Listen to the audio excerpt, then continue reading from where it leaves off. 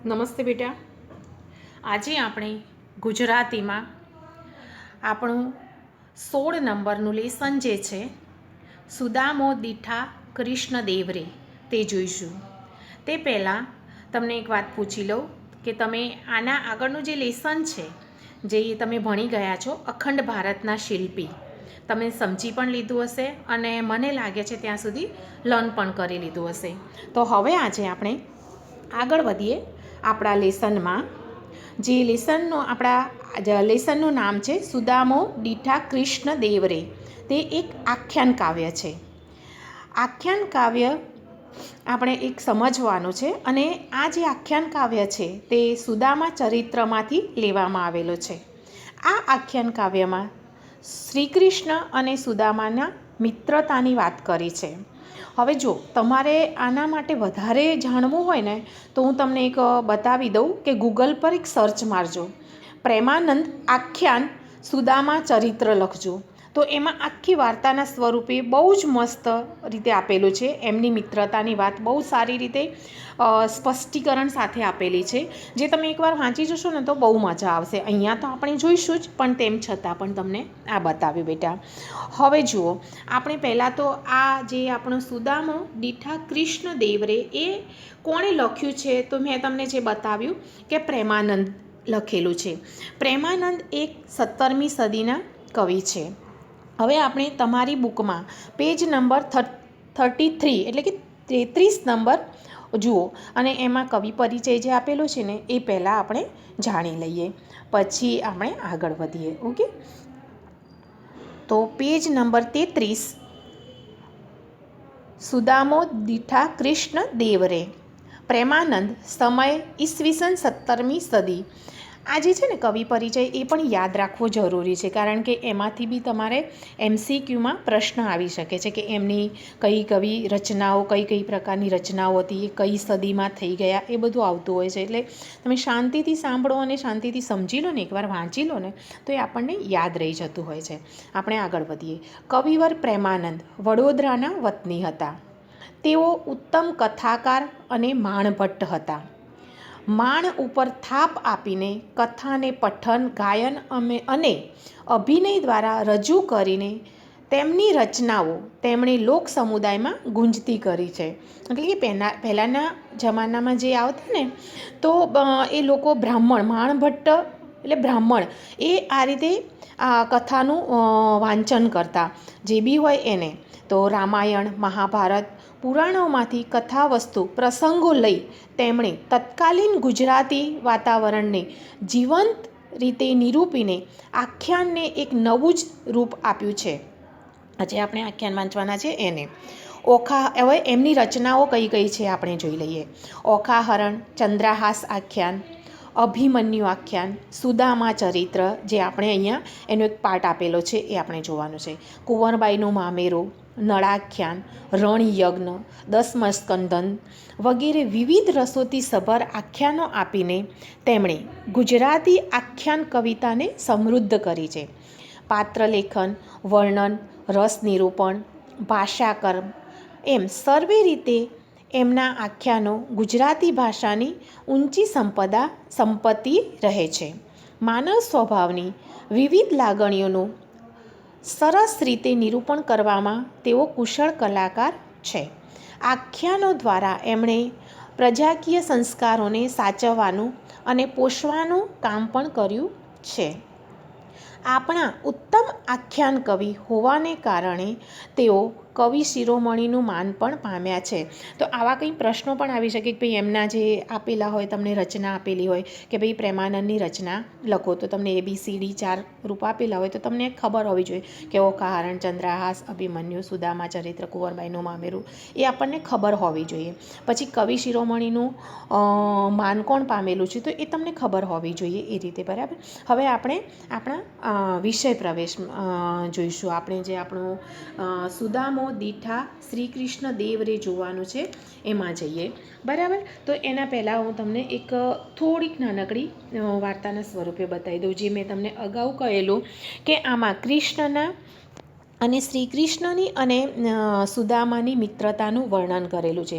શ્રી કૃષ્ણ દ્વારિકાના રાજા છે અને તેમ છતાંય તેમને ખબર પડે છે કે ભાઈ સુદામા તેમની દ્વાર પર આવ્યા છે, તો એ કેવા સફાળા ઊભા થઈ જાય છે અને પોતે જે વૈભવ ભોગવતા હોય છે બધું ભૂલીને પોતાના મિત્રને મળવા માટે દ્વાર પર દોડી જાય છે. એનું નિરૂપણ અહીંયા કરેલું છે. એટલે કે કૃષ્ણ દ્વારિકાના રાજા છે, તે છતાં પણ બાળપણના મિત્ર સુદામાનો દીનહીન હાલતમાં છે, પણ એમને મળવા જે દોડતા જાય છે એનું વર્ણન જે કરેલું છે, આપણે જ્યારે આપણું આખ્યાન કાવ્ય વાંચીશું ને તેમાં જોઈશું કે કેવું પ્રકારનું કૃષ્ણનું વર્ણન કરેલું છે. તેમ છતાં એમ કે એટલા દોડતા જાય છે કે મિત્રતાનું જે વર્ણન, કે મિત્રતાનું જે સગપણ છે એ બધા સગપણો પરથી ઉપર છે. અને અહીંયા કૃષ્ણનું ઉદાર, નિર્દોષ અને મૈત્રી ધર્મ નિભાવતું ચરિત્ર આપણને આકર્ષે છે.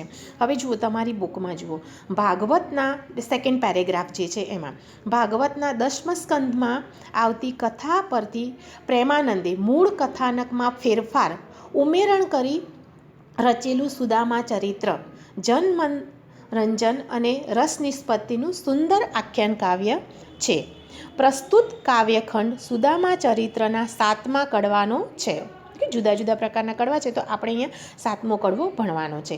કૃતિની શરૂઆતમાં શ્રી કૃષ્ણના વૈભવનું વિસ્તારપૂર્વક વર્ણન કર્યું છે. દ્વાર પર સુદામા આવ્યા છે એવા સમાચાર સાંભળતા જ શ્રી કૃષ્ણ સફાળા ઉઠીને સુદામાને દોડતા મળવા જાય છે.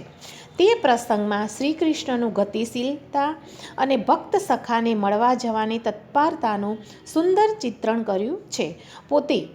શ્રી કૃષ્ણ દ્વારિકાના રાજા છે, તે ભૂલીને દીનહીન બાળ સખા, જે મેં તમને આગળ કહ્યું એ કે સુદામા તો બહુ એમ કે ગરીબ હતા ને એવા હતા, એટલે કે દીનહીન બાળ સખા ભક્ત સુદામાને આલિંગનથી ભેટતા શ્રી કૃષ્ણનું ઉદાર, નિર્દોષ અને મૈત્રી ધર્મને નિભાવતું ચરિત્ર આકર્ષે છે. તેથી આ ખંડ સખ્ય ભાવ અને આતિથ્ય ભાવનું ઉત્તમ કાવ્ય બની રહે છે.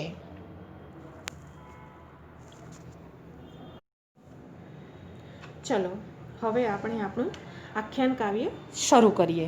સુદામો દીઠા કૃષ્ણદેવ રે. હવે જુઓ, પહેલું છે, તમને તમારી સ્ક્રીન પર દેખાય છે. સૂતા સેજ્યા એ અવિનાશ રે, 8 પટરાણી છે પાસ રે, રૂકમણી તળાસે પાય રે, શ્રી વૃંદા ઢોળે વાય રે. આ તેમની પટરાણીઓના નામ આપણને આપેલા છે. હવે આપણે સમજીએ કે અવિનાશ એટલે કે શ્રી કૃષ્ણ પથારીમાં સૂતા છે, તેમની 8 પટરાણીઓ પાસે બેઠી છે. રૂકમણી શ્રી કૃષ્ણના પગ દબાવે છે. અહીંયા જે લખ્યું છે ને કે રૂકમણી તળાસે પાય રે, એટલે તળાસવું એટલે દબાવવું. રૂકમણી શ્રી કૃષ્ણના પગ દબાવે છે અને શ્રી વૃંદા એમને પંખો નાખે છે, પવન નાખે છે. હવે નેક્સ્ટ. ધર્યું દર્પણ ભદ્રાવતી નાર રે, જાંબુવતીએ ગ્રહી જલધાર રે, યક્ષ કંદર્મ સત્યા સેવે રે, કાલિંદ્રી તે અગર ઉખવે રે. એટલે કે હવે સમજૂતી. ત્રીજી પટરાણી ભદ્રાવતી હાથમાં અરીસો પકડ્યો છે. જાંબુવતીએ જરની ઝારી લીધી છે. સત્યભામા નામની પટરાણી જે છે એ સુગંધી લેપ લગાડી રહી છે ભગવાનને. અને જે છે નેક્સ્ટ કાલિંદી અગર એમને લેપ લગાડી રહી છે. બીજા પટરાણી જે છે એ એમને શું કરી રહ્યા છે? લેપ લગાડી રહ્યા છે. હવે આપણે આગળ જોઈએ. લક્ષ્મણા તંબોળને લાવ રે, સત્યભામા બીડી ખવરાવે રે, હરી પોઢ્યા હિંડોળા ખાટ રે, પાસે પટરાણી છે 8 રે. અહીંયા આપણે સમજીએ. લક્ષ્મણા તાંબુલ એટલે કે પાનનું બીડું લઈ આવે છે. લક્ષ્મણા પાનનું બીડું લઈ આવે છે અને સત્યભામા એ પાનને ખવડાવે છે, ભગવાનને પાન ખવડાવે છે. શ્રી હરિ હિંડોળા ખાટે સૂતા છે, એટલે કે કૃષ્ણ ભગવાન હિંડોળા એટલે હિંચકે સૂતા છે અને તેમની પાસે છે 8 પટરાણી બેઠી છે.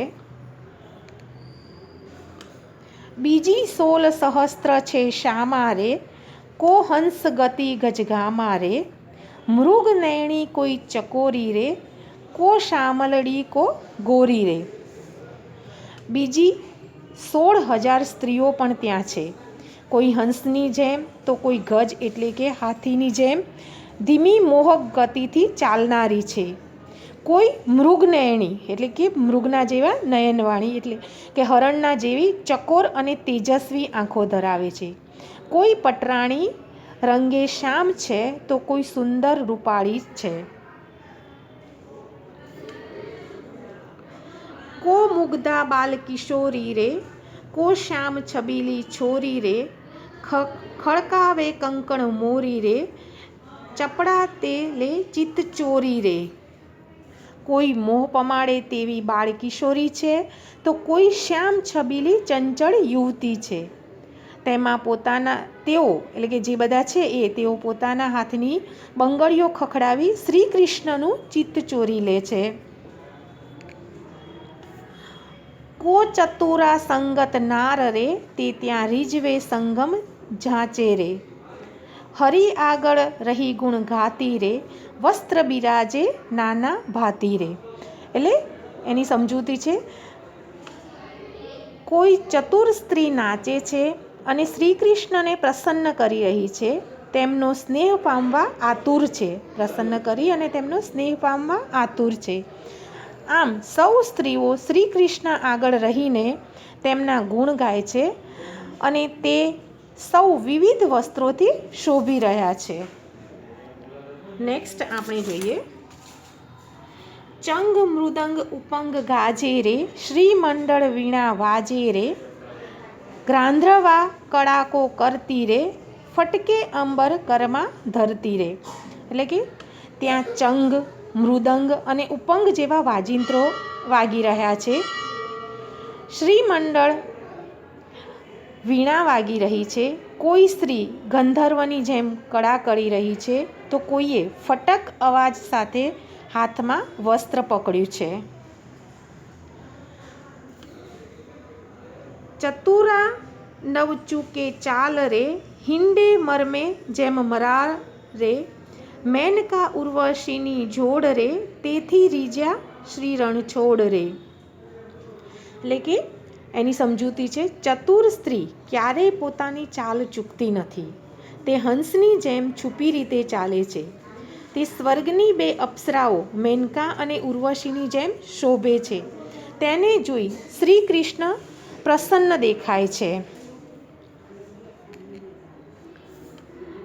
એમ થઈ રહ્યો થઈ કાર રે, રસમગ્ન છે વિશ્વાધાર રે, એવે દાસી ધાતી આવી રે, તે નાથે પાસે બોલાવી રે. એટલે કે એની સમજૂતી છે, આમ આ રીતે નાચગાન થઈ રહ્યો છે, જેને જોઈને વિશ્વના આધાર એવા ભગવાન શ્રી કૃષ્ણ પટરાણીઓની સેવા ચાકરીમાં રસમગ્ન છે. એવામાં એક દાસી દોડતી આવે છે, જેને શ્રી કૃષ્ણ પાસે બોલાવે છે. બોલી સોહેલી શિશ નામી રે, દ્વારે દીજ ઊભો છે સ્વામી રે, ન હોય નારદજી અવશ્યમેવ રે, ન હોય વસિષ્ઠને વામદેવ રે. હવે આની સમજૂતી છે, શ્રી કૃષ્ણએ બોલાવેલી દાસી શીશ નમાવીને કહે છે, હે સ્વામી, મહેલના દરવાજે કોઈ બ્રાહ્મણ, દ્વિજ એટલે બ્રાહ્મણ, કોઈ બ્રાહ્મણ આવીને ઊભો છે. એટલું તો નક્કી છે કે તે નારદજી નથી તે વશિષ્ઠ ઋષિ કે નથી તે વામદેવ.